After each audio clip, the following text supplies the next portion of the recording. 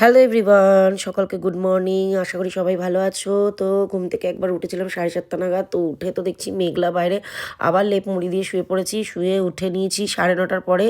উঠে নিয়ে দেখছি যে না, একটু রোদের ঝিলিক উঠেছে। তো চলো মুখ টুক ধুয়ে ফ্রেশ হয়ে নিয়ে বসে পড়লাম ব্রেকফাস্টে ছিল চিড়ে, কলা আর একটু বেদানা। চিনি আমি খাই না, তাই চিনি দিইনি। এই ব্রেকফাস্টটা অনেক দিন পর করছি আর আমার খুব ভালো লাগে এই ব্রেকফাস্টটা খেতে, জানি না কেন। আর একটু দুধও ছিল ওর সাথে মেশানো। তো ব্রেকফাস্ট খেয়ে নিয়ে চিন্তা করলাম যে অনেক দিন বাজার টাজার যা হয় না, মা এখান থেকেই মাছ রাখছে, চিকেন রাখছে, দূর একটু বাজারে গিয়ে ঘুরে আসি।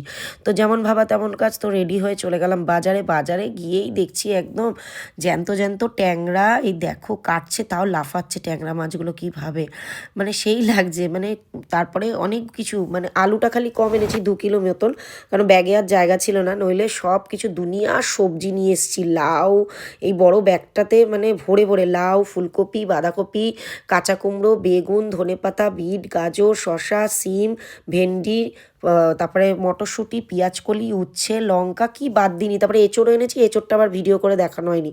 এদিকে এনেছি মাছের সাথেও ট্যাংরা তো দেখালাম, তারপরে মাটন এনেছি, একটু রুই মাছ, কাচকি মাছ, আর এইদিকে চিংড়ি মাছ।